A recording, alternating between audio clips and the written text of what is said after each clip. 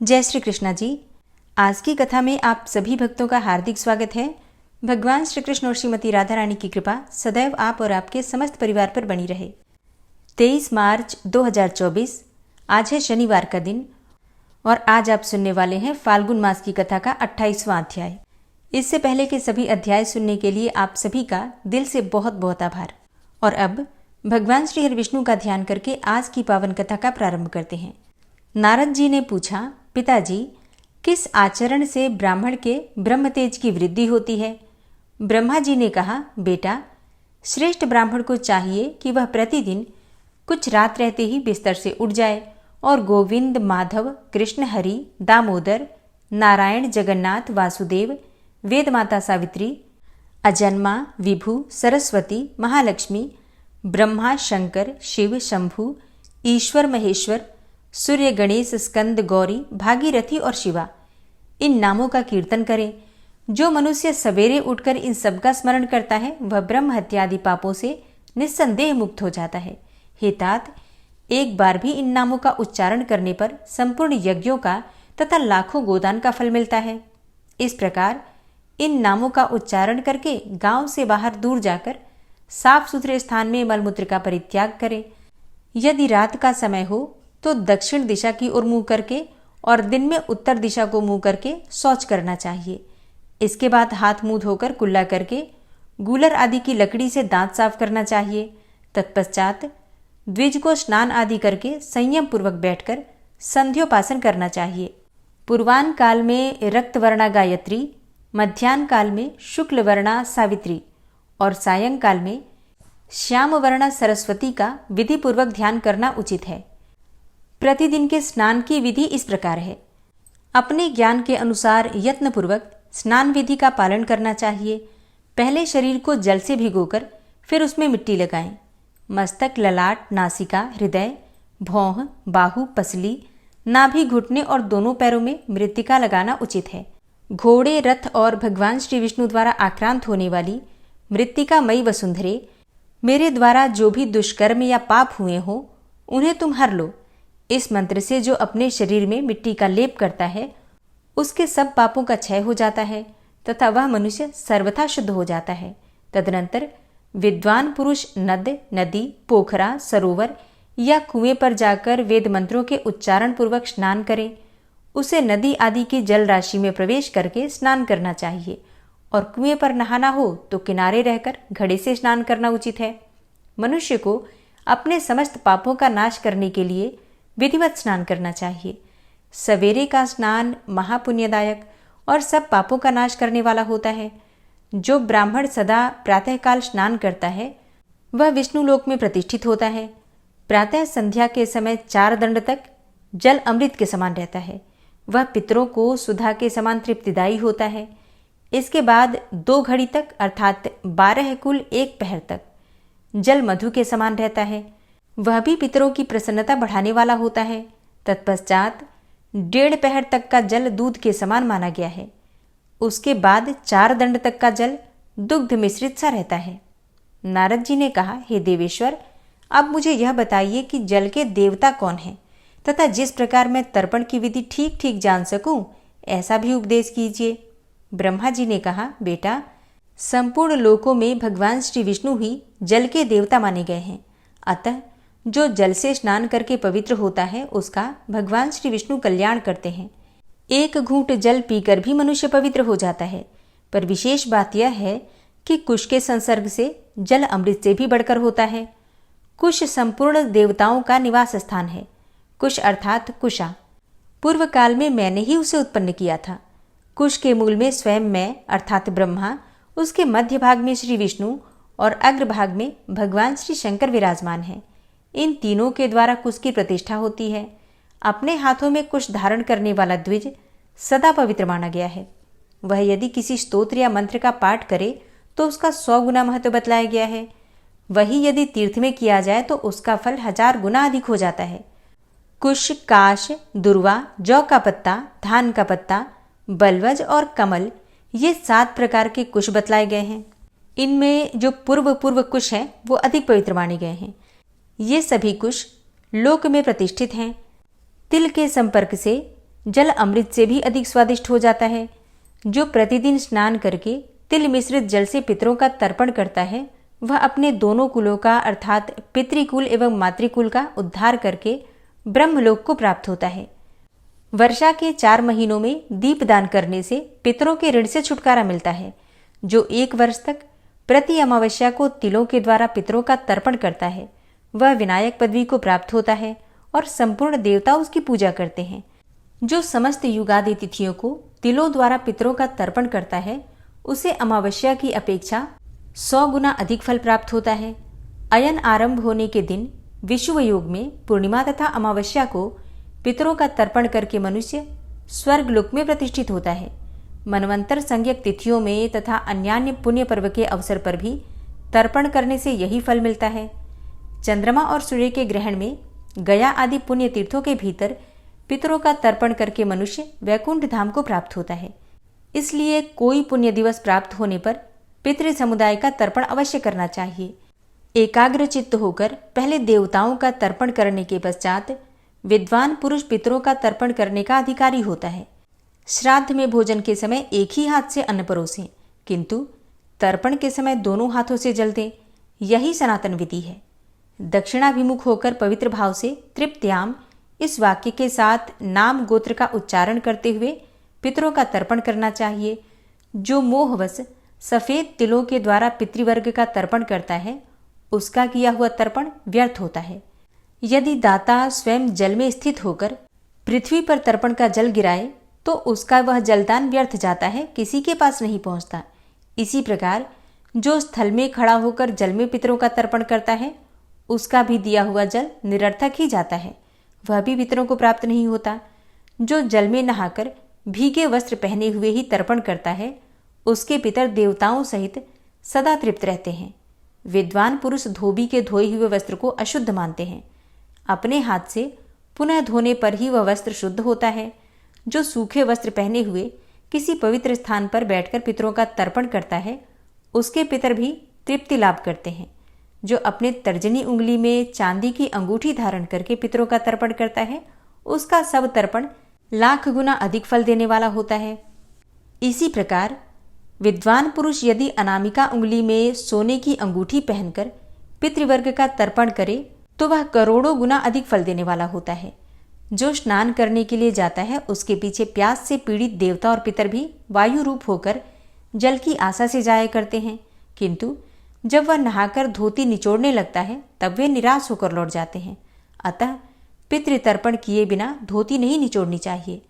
मनुष्य के शरीर में जो 3.5 करोड़ रोए हैं, वे संपूर्ण तीर्थों के प्रतीक हैं। उनका स्पर्श करके जो जल धोती पर गिरता है, वह मानो कि संपूर्ण तीर्थों का ही जल गिरता है। इसलिए तर्पण के पहले धोए हुए वस्त्र को निचोड़ना नहीं चाहिए। देवता स्नान करने वाले व्यक्ति के मस्तक से गिरने वाले जल को पीते हैं। पितर मूछ दाढ़ी के जल से तृप्त होते हैं। गंधर्व नेत्रों का जल और संपूर्ण प्राणी अधोभाग का जल ग्रहण करते हैं। इस प्रकार देवता, पितर, गंधर्व तथा संपूर्ण प्राणी स्नान मात्र से ही संतुष्ट हो जाते हैं। स्नान से शरीर में पाप नहीं रह जाता। जो मनुष्य प्रतिदिन स्नान करता है, वह पुरुषों में श्रेष्ठ है। वह सब पापों से मुक्त होकर स्वर्ग लोक में प्रतिष्ठित होता है। देवता और महर्षि तर्पण तक स्नान करने का ही अंग मानते हैं। तर्पण के बाद विद्वान पुरुष को देवताओं का पूजन करना चाहिए। जो गणेश की पूजा करता है, उसके पास कोई विघ्न नहीं आता। लोग धर्म और मोक्ष के लिए लक्ष्मीपति भगवान श्री विष्णु की, आवश्यकताओं की पूर्ति के लिए शंकर की, आरोग्य के लिए सूर्य की तथा संपूर्ण कामनाओं की सिद्धि के लिए भवानी की पूजा करते हैं। देवताओं की पूजा करने के पश्चात बलि वैश्वदेव करना चाहिए। पहले अग्नि कार्य करके फिर ब्राह्मण को तृप्त करने वाला अतिथि यज्ञ करें। देवताओं और संपूर्ण प्राणियों का भाग देकर मनुष्य स्वर्गलोक को जाता है। इसलिए प्रतिदिन पूरा प्रयत्न करके नित्य कर्मों का अनुष्ठान करना चाहिए। जो स्नान नहीं करता वह मल भोजन करता है। जो जप नहीं करता, तर्पण नहीं करता, वह पितृघाती होता है। देवताओं की पूजा न करने पर ब्रह्म हत्या के समान पाप लगता है। संध्योपासन न करके पापी मनुष्य सूर्य की हत्या करता है। नारद जी ने पूछा, पिताजी, ब्राह्मण आदि वर्णों के सदाचार और उनके कर्तव्यों का क्रम बतलाइए, साथ ही समस्त प्रवृत्ति प्रधान कर्म का वर्णन भी कीजिए।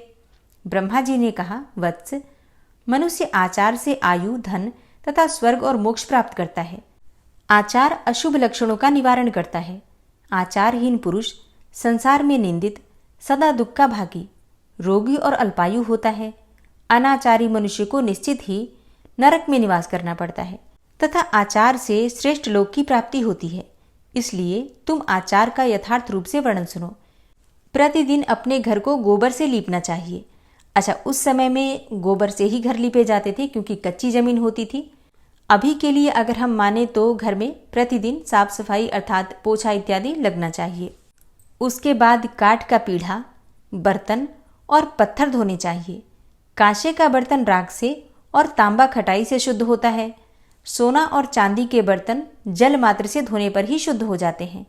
लोहे का पात्र आग के द्वारा तपाने पर और धोने से शुद्ध होता है। अपवित्र भूमि खोदने, जलाने, लीपने तथा धोने से एवं वर्षा से शुद्ध होती है। धातु निर्मित पात्र अर्थात मणि पात्र तथा सब प्रकार के पत्थर से बने हुए पात्र, इन सब की भस्म और मृत्तिका से शुद्धि बताई गई है। शैया, स्त्री, बालक, वस्त्र, यज्ञोपवीत और कमंडलू ये अपने हों तो सदा ही शुद्ध होते हैं और दूसरे के हों तो कभी भी शुद्ध नहीं माने जाते। एक वस्त्र धारण करके भोजन और स्नान न करें। दूसरे का उतारा हुआ वस्त्र कभी न धारण करें। केशों और दांतों की सफाई सवेरे ही करनी चाहिए। गुरुजनों को नित्य प्रति नमस्कार करना नित्य का कर्तव्य होना चाहिए। दोनों हाथ, दोनों पैर और मुख, इन पांचों अंगों को धोकर विद्वान पुरुष भोजन प्रारंभ करें। जो इन पांचों को धोकर भोजन करता है वह 100 वर्ष तक जीता है। देवता, गुरु, स्नातक, आचार्य और यज्ञ में दीक्षित ब्राह्मण की छाया पर अर्थात परछाई पर जानबूझकर पैर नहीं रखना चाहिए। गौओं के समुदाय, देवता, ब्राह्मण, घी, मधु, चौराहे तथा प्रसिद्ध वनस्पतियों को अपने दाहिने करके चलना चाहिए। गौ ब्राह्मण, अग्नि ब्राह्मण, 2 ब्राह्मण तथा पति और पत्नी के बीच से होकर नहीं निकलना चाहिए। गौ ब्राह्मण, अग्नि ब्राह्मण मतलब गौ एक तरफ गाय हो एक तरफ ब्राह्मण हो तो बीच से नहीं निकलना चाहिए। एक तरफ अग्नि हो एक तरफ ब्राह्मण हो तो उनके बीच से भी नहीं निकलना चाहिए। और 2 ब्राह्मण एक साथ चल रहे हों तो उनके बीच से भी नहीं निकलना चाहिए, या फिर बैठे भी हों तभी भी इस बात का ध्यान रखा जाता है। इसके साथ ही अगर पति पत्नी बैठे हों तो उनके बीच से कभी भी नहीं निकलना चाहिए, क्योंकि जो ऐसा करता है वह स्वर्ग में रहता हो तो भी नीचे गिर जाता है। जूठे हाथ से अग्नि, ब्राह्मण, देवता, गुरु, अपने मस्तक, पुष्प वाले वृक्ष तथा यज्ञ में उपयोग होने वाले पेड़ों का स्पर्श नहीं करना चाहिए, मतलब जूठे हाथ से इन चीजों को नहीं छूना चाहिए। सूर्य, चंद्रमा और नक्षत्र, इन 3 प्रकार के तेजों की ओर जूठे मुंह कभी दृष्टि भी नहीं डालनी चाहिए। इसी प्रकार ब्राह्मण, गुरु, देवता, राजा, श्रेष्ठ सन्यासी, योगी, देव कार्य करने वाले तथा धर्म का उपदेश करने वाले द्विज की ओर भी जूठे मुंह से दृष्टिपात नहीं करना चाहिए। नदियों और समुद्र के किनारे, यज्ञ संबंधी वृक्ष की जड़ के पास, बगीचे में, फुलवारी में, ब्राह्मण के निवास स्थान पर, गौशाला में तथा साफ सुथरी सुंदर सड़कों पर तथा जल में कभी भी मल का त्याग न करें। धीर पुरुष अपने हाथ, पैर, मुख और केशों को रूखे न रखें। दांतों पर मैल न जमने दें। नख को मुंह में न डालें। रविवार और मंगलवार को तेल न लगाएं। अपने शरीर और आसन पर ताल न दें। गुरु के साथ एक आसन पर न बैठें। श्रोत्रिय के धन का अपहरण न करें। देवता और गुरु का भी धन न लें। राजा, तपस्वी, पंगु, अंधे तथा स्त्री का धन भी न लें। ब्राह्मण, गौ, राजा, रोगी, भार से दबा हुआ मनुष्य, गर्भिणी स्त्री तथा अत्यंत दुर्बल पुरुष सामने से आते हों तो स्वयं किनारे होकर उन्हें जाने के लिए रास्ता दें। राजा, ब्राह्मण तथा वैद्य से झगड़ा न करें। ब्राह्मण और गुरु पत्नी से दूर ही रहना चाहिए। पतित, कोढ़ी, चांडाल, गोमांस भक्षी और समाज बहिष्कृत को दूर से ही त्याग दें। जो स्त्री दुष्टा, दुराचारिणी, कलंक लगाने वाली, सदा ही कलह से प्रेम करने वाली, प्रमादिनी, निडर, निर्लज्ज, बाहर घूमने फिरने वाली, अधिक खर्च करने वाली और सदाचार से हीन हो, उसको भी दूर से ही त्याग देना चाहिए। बुद्धिमान शिष्य को उचित है कि वह रजस्वला अवस्था में गुरु पत्नी को प्रणाम न करें, उसका चरण स्पर्श न करें।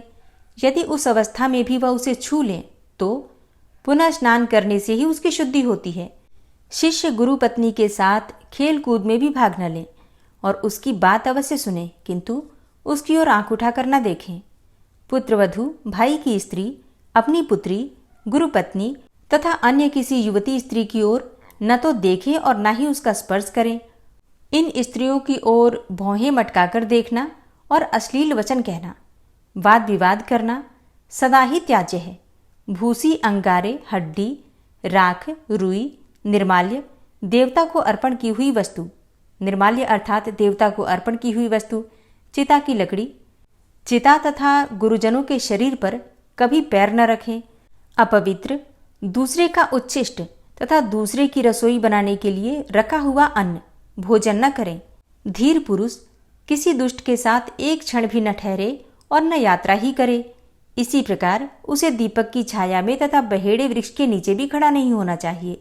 अपने से छोटे को प्रणाम न करें। चाचा और मामा आदि के आने पर उठकर आसन दे और उनके सामने हाथ जोड़कर खड़ा रहे। जो तेल लगाए हो किंतु स्नान न किए हो, जिसके मुंह और हाथ जूठे हों, जो भीगे वस्त्र पहने हों, रोगी हो, समुद्र में घुसा हो, उद्विग्न हो, भार ढो रहा हो, यज्ञ कार्य में लिप्त हो, स्त्रियों के साथ क्रीड़ा में आसक्त हो, बालक के साथ खेल कर रहा हो तथा जिसके हाथों में फूल और कुश हों, ऐसे व्यक्ति को प्रणाम न करें। मस्तक अथवा कानों को ढककर जल में खड़ा होकर शिखा खोलकर पैरों को बिना धोए अथवा दक्षिणाभिमुख होकर आचमन नहीं करना चाहिए।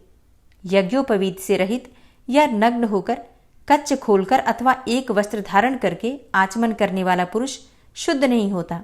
पहले तर्जनी, मध्यमा और अनामिका इन 3 उंगलियों से मुख का स्पर्श करें, फिर अंगूठे और तर्जनी के द्वारा नासिका का, अंगूठे और अनामिका के द्वारा दोनों कानों का, केवल अंगूठे से नाभि का, करतल से हृदय का, संपूर्ण अंगुलियों से मस्तक का तथा अंगुलियों के अग्रभाग से दोनों बाहुओं का स्पर्श करके मनुष्य शुद्ध होता है। इस विधि से आचमन करके मनुष्य को संयम पूर्वक रहना चाहिए। ऐसा करने से वह सब पापों से मुक्त होकर अक्षय स्वर्ग का उपभोग करता है।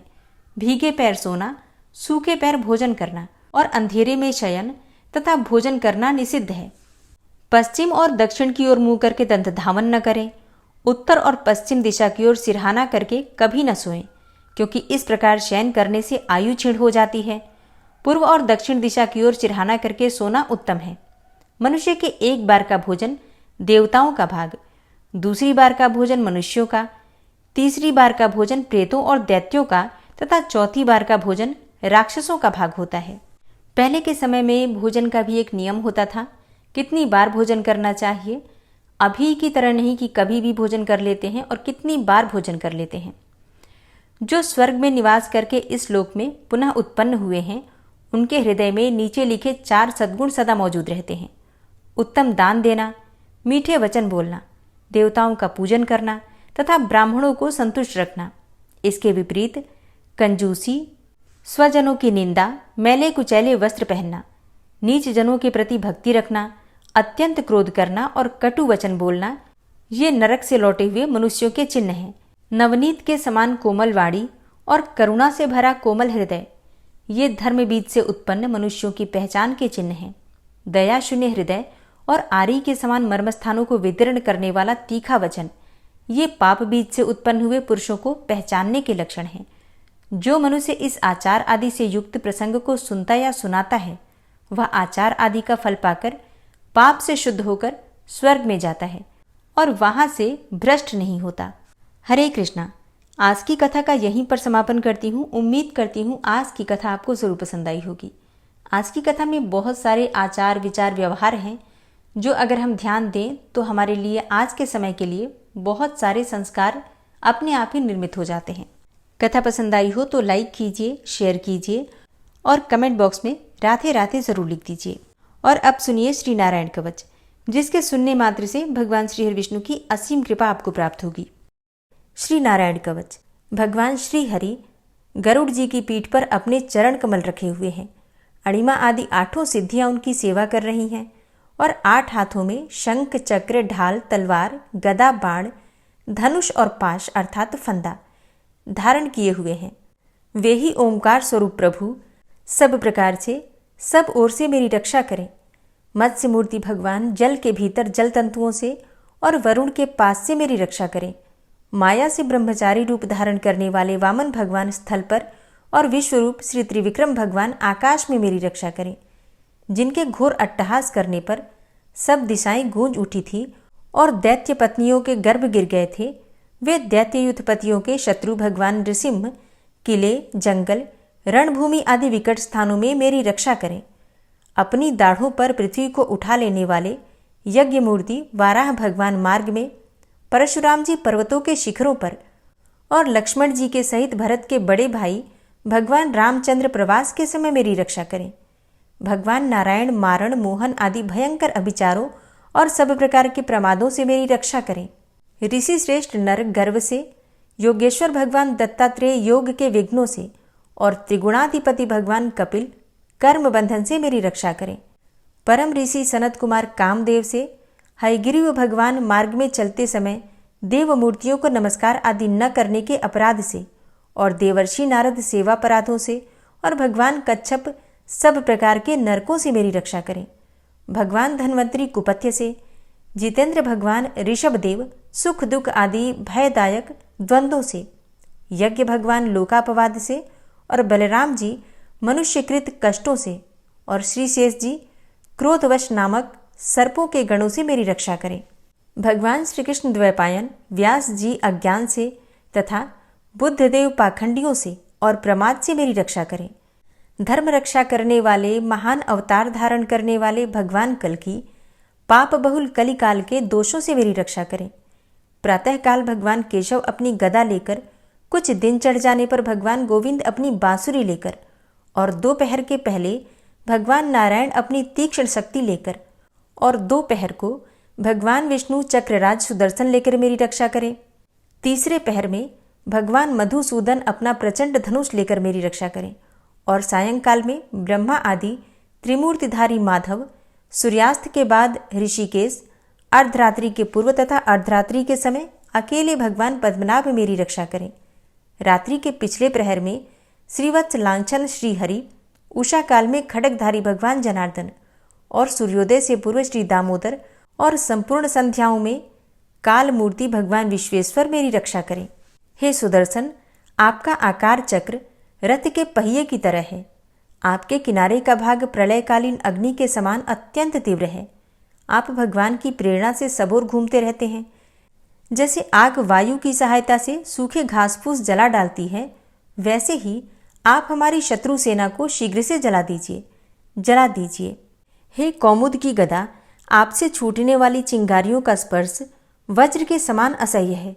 आप भगवान अजित की प्रिया हैं और मैं उनका सेवक हूँ। इसलिए आप कुष्मांड, विनायक, यक्ष, राक्षस, भूत और प्रेत आदि ग्रहों को अभी कुचल डालिए तथा मेरे शत्रुओं को चूर चूर कर दीजिए। हे शंखश्रेष्ठ, आप भगवान श्री कृष्ण के फूंकने से भयंकर शब्द करके मेरे शत्रुओं का दिल दहला दीजिए एवं यातुधान, प्रमथ, प्रेत, मातृका, पिशाच तथा ब्रह्म राक्षस आदि भयावने प्राणियों को यहाँ से तुरंत भगा दीजिए। भगवान की श्रेष्ठ तलवार, आपकी धार बहुत तीक्ष्ण है। आप भगवान की प्रेरणा से मेरे शत्रुओं को छिन्न भिन्न कर दीजिए। भगवान की प्यारी ढाल, आप में सैकड़ों चंद्राकार मंडल है। आप पाप दृष्टि, पापात्मा शत्रुओं की आंखें बंद कर दीजिए और उन्हें सदा के लिए अंधा बना दीजिए। सूर्य आदि ग्रह, धूमकेतु, पुच्छल तारे आदि केतु, दुष्ट मनुष्य, सर्प आदि रेंगने वाले जंतु, दाढ़ों वाले हिंसक पशु, भूत प्रेत आदि तथा पापी प्राणियों से हमें जो भय हो और जो हमारे मंगल के विरोधी हों, वे सभी भगवान के नाम, रूप तथा आयुधों का कीर्तन करने से तत्काल नष्ट हो जाएं। बृहद, रथंतर आदि सामवेदीय स्तोत्रों से जिनकी स्तुति की जाती है, वे वेद मूर्ति भगवान गरुड़ और विश्वक्सेन जी अपने नामोच्चारण के प्रभाव से हमें सब प्रकार की विपत्तियों से बचाएं। श्रीहरि के नाम, रूप, वाहन, आयुध तथा श्रेष्ठ पार्षद हमारी बुद्धि, इंद्रिय, मन और प्राणों को सब प्रकार की आपत्तियों से बचाएं। जितना भी कार्य अथवा कारण रूप जगत है, वह वास्तव में भगवान ही है। इस सत्य के प्रभाव से हमारे सारे उपद्रव नष्ट हो जाएं। जो लोग ब्रह्म और आत्मा की एकता का अनुभव कर चुके हैं, उनकी दृष्टि में भगवान का स्वरूप समस्त विकल्पों से रहित है, भेदों से रहित है। फिर भी वे अपनी माया शक्ति के द्वारा भूषण, आयुध और रूप नामक शक्तियों को धारण करते हैं, यह बात निश्चित रूप से सत्य है। इस कारण सर्वज्ञ सर्वव्यापक भगवान श्री हरि सदा सर्वत्र सब स्वरूपों से हमारी रक्षा करें। जो अपने भयंकर अट्टहास से सब लोगों के भय को भगा देते हैं और अपने तेज से सबका तेज ग्रस लेते हैं, वे भगवान नृसिंह दिशा विदिशा में नीचे ऊपर बाहर भीतर सब ओर से हमारी रक्षा करें। हे देवराज इंद्र, मैंने तुम्हें यह नारायण कवच सुना दिया है। इस कवच से तुम अपने को सुरक्षित कर लो, बस फिर तुम अनायास ही सब दैत्य युद्धपतियों को जीत कर लोगे। इस नारायण कवच को धारण करने वाला पुरुष जिसको भी अपने नेत्रों से देख लेता है अथवा पैर से छू देता है, तत्काल समस्त भयों से वो मुक्त हो जाता है। जो इस वैष्णवी विद्या को धारण कर लेता है, उसे राजा, डाकू, प्रेत, पिशाच आदि और बाघ आदि हिंसक जीवों से कभी किसी प्रकार का भय नहीं होता। हे देवराज, प्राचीन काल की बात है, एक कौशिक गोत्री ब्राह्मण ने इस विद्या को धारण करके योग धारणा से अपना शरीर मरुभूमि में त्याग दिया। अब जहां उस ब्राह्मण का शरीर पड़ा था, उसके ऊपर से एक दिन गंधर्वराज चित्ररथ अपनी स्त्रियों के साथ विमान पर बैठकर निकले। वहां आते ही वे नीचे की ओर सिर किए विमान सहित आकाश से पृथ्वी पर गिर पड़े। इस घटना से उनके आश्चर्य की सीमा न रही जब उन्हें बालखिल्य मुनियों ने बतलाया कि यह नारायण कवच धारण करने का प्रभाव है। तब उन्होंने उस ब्राह्मण देव की हड्डियों को ले जाकर पूर्ववाहिनी सरस्वती नदी में प्रवाहित कर दिया और फिर स्नान करके वे अपने लोक को चले गए।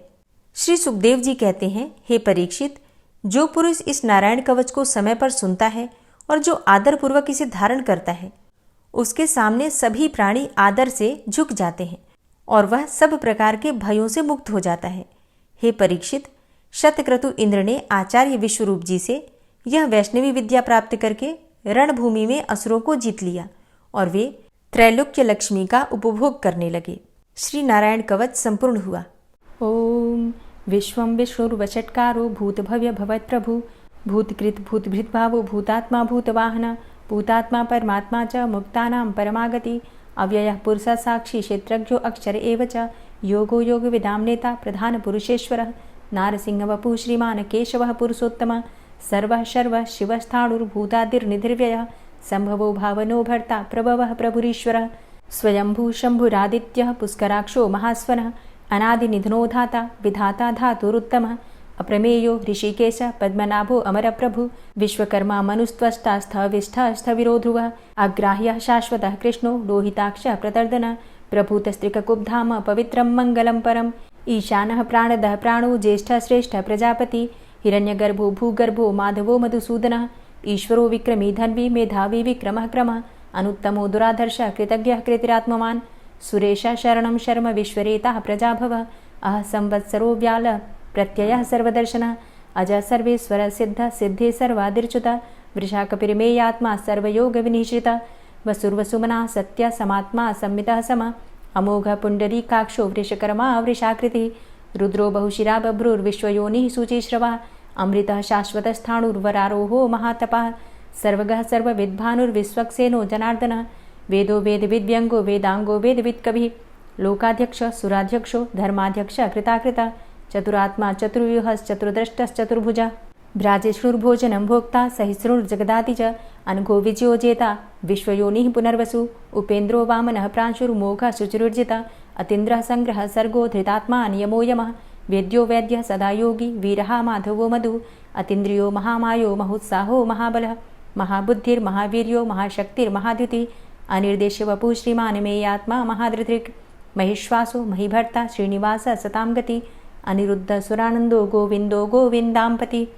मरीचिर्दमनो हंस सुपर्णो भुजगोत्तम हिरण्यनाभ सुतपा पद्मनाभ प्रजापति अमृत्यु सर्वदिक्सिंह संधाता संधिमानस्थिर अजो दूर्मर्षणः शास्ता विश्रुतात्मा सुरारिः गुरुर्गुर्तमो धाम सत्य सत्यपराक्रम निमिषो अनिमिषो श्रग्वी वाचस्पतिरुदारधि अग्रणिर्ग्रामणी श्रीमान् न्यायो नेता समीरण सहस्रमूर्धा विश्वात्मा सहस्राक्ष सहस्रपात् आवर्तनो निवृत्तात्मा संवृतः संप्रमर्दन अह संवर्तको वह निर्निलोधरणीधरः सुप्रसादः प्रसन्नात्मा विश्वदृग् विशुभुग् विभु सत्कर्ता सत्कृतः साधु जहर्नुर्नारायणो नरः असंख्येयो अप्रमेयात्मा विशिष्ट शिष्टकृच्छुवि सिद्धार्थ सिद्धसंकल्प सिद्धिदः सिद्धिसाधनः वृषाहि वृषभो विष्णुर्विष्पर्वा वृषोदरः वर्धनो वर्धमानश्च विविक्तः श्रुतिसागरः सुभुजो दूर्धरो वाग्मी महेन्द्रो वसुदो वसु नैकरूपो बृहद्रूप शिपिविष्टः प्रकाशनः ओजस्तेजो द्युतिधरः प्रकाशात्मा प्रतापनः रिद्धस्पष्टाक्षरो मन्त्रश्चन्द्रांशुर्भास्करदुतिः अमृतांशुद्भवो भानु शशबिन्दुः सुरेश्वरः औषधं जगतः सेतु सत्यधर्मपराक्रमः भूतभव्यभवन्नाथ पवनः पावनो नलः कामः कामकृत्कान्तः कामः कामप्रदः प्रभुः युगादिकृद्युगावर्तो नैकमायो महाशनः अदृश्योऽव्यक्तरूपश्च सहस्रजितनन्तजित् इष्टो अविशिष्ट शिष्टेष्ट शिखण्डी नहुसो वृष क्रोधः क्रोधकृत्कर्ता विश्वबाहुर्महीधरः अच्युतः प्रतितः प्राणः प्राणदो वासवानुजः अपां निधिर्धिष्ठानं प्रमत्तः प्रतिष्ठितः स्कन्दः स्कन्दधरो धूर्यो वरदो वायुवाहनः वासुदेवो बृहद्भानुरादिदेवः पुरन्दरः अशोकस्तारणस्तारः शूरः सौरिर्जनेश्वरः अनुकूलः शतावर्त पद्मी पद्मनिभेक्षणः पद्मनाभो अरविन्दाक्ष पद्मगर्भ शरीरभृत् महर्धिरिद्धो वृद्धात्मा महाक्षो गरुडाध्वजः अतुलः शरभो भीमो समयज्ञो हविर्हरि सर्वलक्षणलक्षण्यो लक्ष्मीवान् समितिञ्जयः वीक्षरो रोहितो मार्गो हेतुर्दामोदरः सः महीधरो महाभागो वेगवान् मिताशनः उद्भवः क्षोभणो देवः श्रीगर्भः परमेश्वरः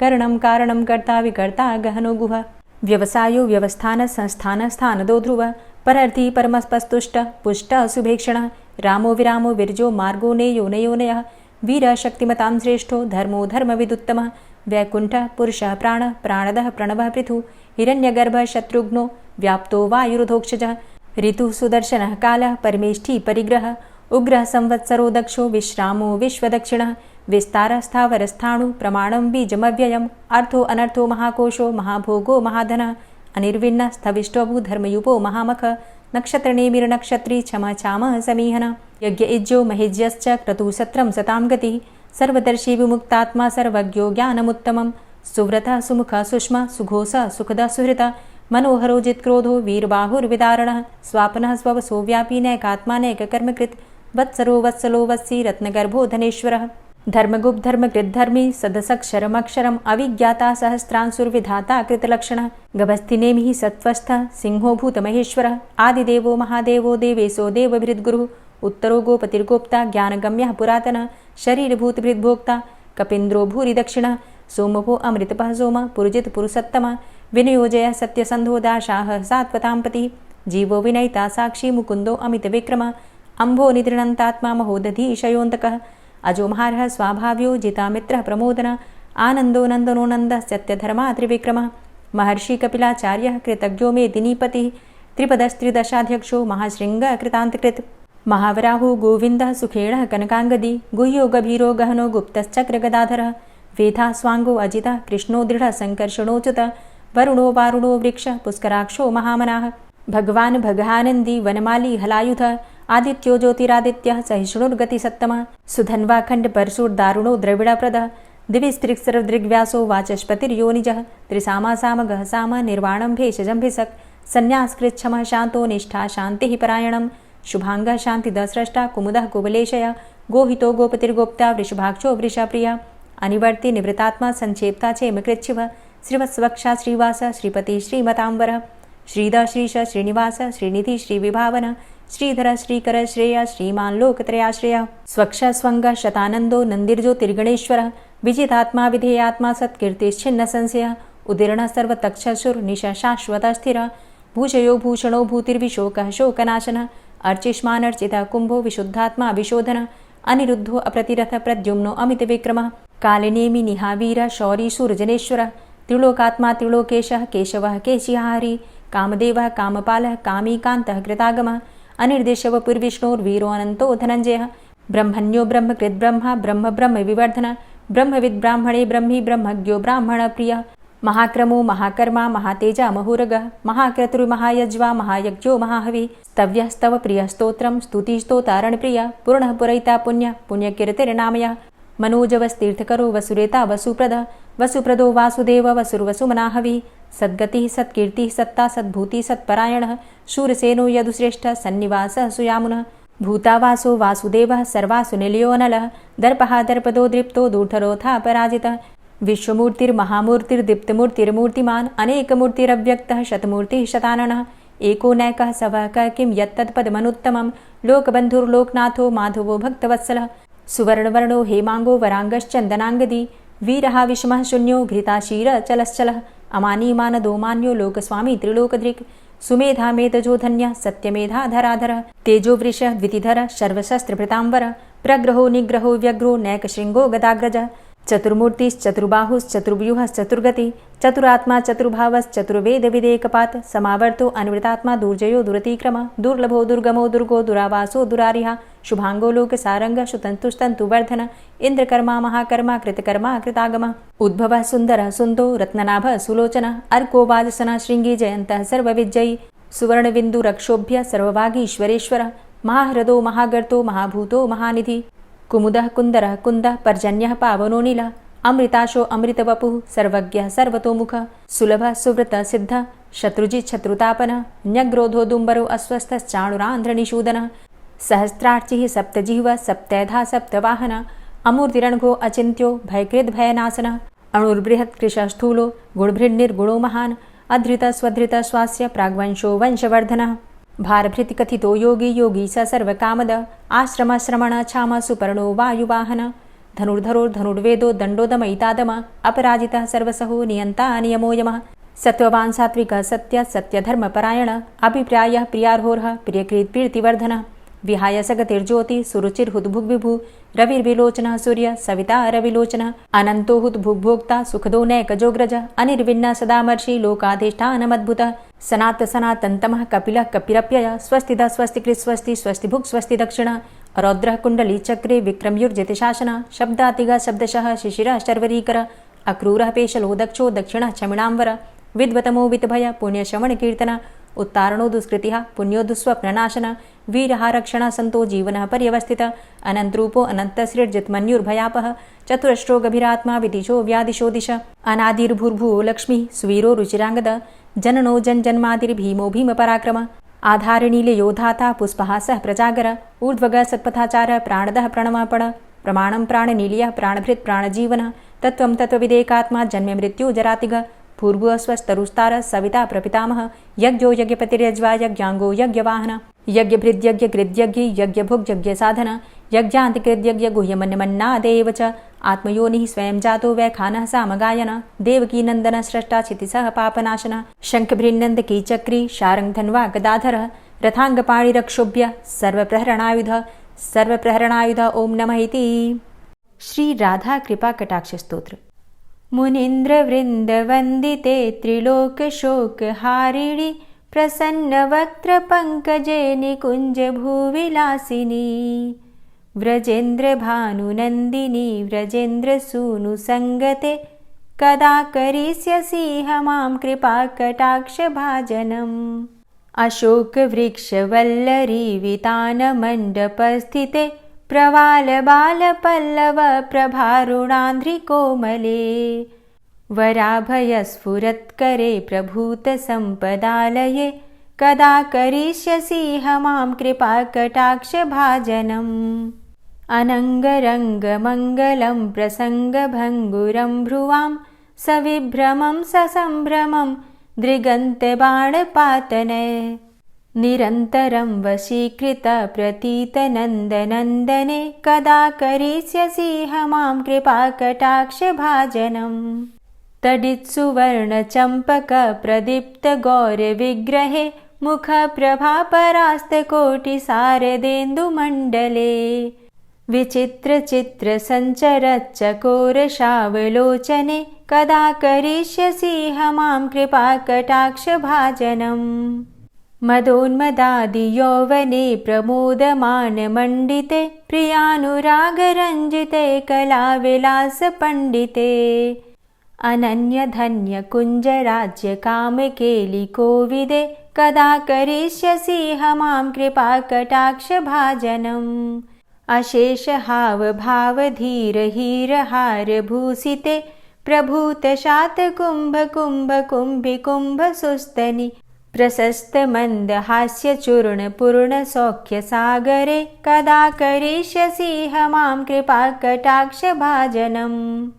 मृणालवालवल्लरीतरङ्गरङ्गदौर्लते लताग्रलास्यलोलनीललोचनावलोकने ललल्लुलन्मिलन्मनोज्ञमुग्धमोहिनाश्रिते कदा करिष्यसि मां कृपाकटाक्षभाजनम् सुवर्णमल्लिकाञ्चितत्रिरेखकम्बुकण्ठगे त्रिसूत्रमङ्गलीगुणत्रिरत्नदीप्तिदीधिते सलोलनीलकुन्तलप्रसूनगुच्छगुम्फिते कदा करिष्यसि मां कृपाकटाक्षभाजनम् नितम्बबिम्बलम्बमानपुष्पमेखलागुणे प्रशस्तरत्नकिङ्किणीकलापमध्यमञ्जुले करीन्द्रशुण्डदण्डिकावरोहशोभगोरुके कदा करिष्यसि मां कृपाकटाक्षभाजनम् अनेकमन्त्रनादमञ्जुनूपुरारवस्खलत् समाजराजहंसवंश निक्वडातिगौरवे विलोलहेमवल्लरी विडम्बिचारुचङ्क्रमे कदा करिष्यसि मां कृपाकटाक्षभाजनम् अनन्तकोटिविष्णुलोकनम्रपद्मजार्चिते हिमाद्रिजापुलोमजाविरिञ्चिजावरप्रदे अपारसिद्धिरिद्धिदिग्धसत्पदाङ्गुलीनखे कदा करिष्यसि मां कृपाकटाक्षभाजनम् मखेश्वरी क्रियेश्वरी स्वधेश्वरी सुरेश्वरी त्रिवेदभारतीश्वरी प्रमाणशासनेश्वरी रमेश्वरी क्षमेश्वरी प्रमोदकाननेश्वरी व्रजेश्वरी व्रजाधिपे श्रीराधिके नमोऽस्तुते इतीममद्भुतं स्तवं निशम्य भानुनन्दिनी करोतु सन्ततं जनं कृपाकटाक्षभाजनम् भवेत्तदैव सञ्चितत्रिरूपकर्मनाशनं लभेत्तदा ब्रजेन्द्रसूनुमण्डलप्रवेशनम् जय जय श्री राधे, जय जय श्री राधे। और अब आप सुनेंगे श्री तुलसी चालीसा। श्री तुलसी महारानी करु विनय सिरनाय, जो मम हो संकट विकट दीजे मात नशाय। नमो नमो तुलसी महारानी, महिमा अमित न जाए बखानी। दियो विष्णु तुमको सन्माना, जग में छायो सुयस महाना। विष्णु प्रिया जय जयति भवानी, तिहु लोक की हो सुख खानी। भगवत पूजा करे जो कोई, बिना तुम्हारे सफल न होई। जिन घर तव नहीं होय निवासा, उस घर कर ही विष्णु नहीं बासा। करें सदा जो तव नित सुमिरन, तेहि के काज होय सब पूरन। कार्तिक मास महात्म तुम्हारा, ताको जानत सब संसारा। तव पूजन जो करे कुंवारी, पावे सुंदर वर सुकुमारी। करे जो पूजा नित प्रति नारी, सुख संपत्ति से होय सुखारी। वृद्धा नारी करे जो पूजन, मिले भक्ति होवे पुलकित मन। श्रद्धा से पूजे जो कोई, भवनिधि से तर जावे सोई। कथा भागवत यज्ञ करावे, तुम बिन नहीं सफलता पावे। छायो तब प्रताप जग भारी, ध्यावत तुम्हीं सकल चित धारी। तुम्ही मात यंत्रन तंत्रन में, सकल काज सिद्धि होवे क्षण में। औषधि रूप आप हो माता, सब जग में तव यश विख्याता। देव ऋषि मुनि और तपधारी, करत सदा तव जय जयकारी। वेद पुराणन तव यश गाया, महिमा अगम पार नहीं पाया। नमो नमो जय जय सुख कारणी, नमो नमो जय दुख निवारणी। नमो नमो सुख संपत्ति देनी, नमो नमो अघ काटन चेनी। नमो नमो भक्तन दुख हरणी, नमो नमो दुष्टन मद छेनी। नमो नमो भव पार उतारणी, नमो नमो परलोक सुधारणी। नमो नमो निज भक्त उबारणी, नमो नमो जन काज सवारणी। नमो नमो जय कुमति नशावनी, नमो नमो सब सुख उपजावनी। जयति जयति जय तुलसी माई, ध्याऊं तुमको शीश नवाई। निज जन जानी मोहि अपनाओ, बिगड़े कारज आप बनाओ। करूं विनय मैं मात तुम्हारी, पूर्ण आशा करहु हमारी। शरण चरण कर जोरी मनाऊं, निश दिन तेरे ही गुण गाऊं। करहु मात अब मो पर दाया, निर्मल होए सकल मम काया। मांगू मातु यही बर दीजे, सकल मनोरथ पूर्ण कीजे। जानू नहीं कछु नेम आचारा, क्षमहु मातु अपराध हमारा। 12 मास करे जो पूजा, तासम जग में और नहीं दूजा। प्रथम ही गंगा जल मंगवावे, फिर सुंदर स्नान करावे। चंदन अक्षत पुष्प चढ़ावे, धूप दीप नैवेद्य लगावे। करें आचमन गंगा जल से, ध्यान करे हृदय निर्मल से। पाठ करे फिर चालीसा की, स्तुति करे मात तुलसा की। यह विधि पूजा करे हमेशा, ताके तन नहीं रहे कलेशा। करे मास कार्तिक का साधन, सोवे नित पवित्र हुई जाहि। है यह कथा महासुखदाई, पढ़े सुने सो भव तर जाई। यह श्री तुलसी चालीसा, पाठ करे जो कोय। गोविंद सो फल पावही, जो मन इच्छा होय। तुलसी चालीसा संपूर्ण। और अब आप सुनेंगे तुलसी महारानी की आरती। तुलसी महारानी नमो नमो, हरि की पटरानी नमो नमो। तुलसी महारानी नमो नमो, हरि की पटरानी नमो नमो। धन्य तुलसी पूर्ण तप कीनो, धन्य तुलसी पूर्ण तप कीनो। शालिग्राम की बनी पटरानी नमो नमो। तुलसी महारानी नमो नमो, हरि की पटरानी नमो नमो। जाके पत्र मंजरी कोमल, जाके पत्र मंजरी कोमल। श्रीपति कमल चरण लपटानी नमो नमो, हरि की पटरानी नमो नमो। तुलसी महारानी नमो नमो। धूप दीप नैवेद्य आरती, धूप दीप नैवेद्य आरती। पुष्पन की वर्षा बरसानी नमो नमो, हरि की पटरानी नमो नमो। तुलसा महारानी नमो नमो। 56 भोग 36 व्यंजन, 56 भोग 36 व्यंजन। बिन तुलसा हरि एक न मानी नमो नमो। तुलसी महारानी नमो नमो, हरि की पटरानी नमो नमो।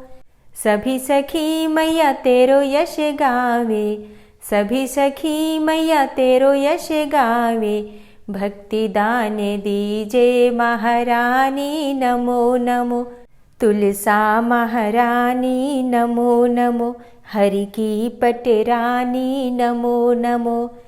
नमो नमो तुलसा महारानी, नमो नमो तुलसी महारानी। तुलसी महारानी नमो नमो, हरि की पटरानी नमो नमो। तुलसी महारानी नमो नमो, हरि की पटरानी नमो नमो। प्रेम से बोलिए तुलसी मैया की जय।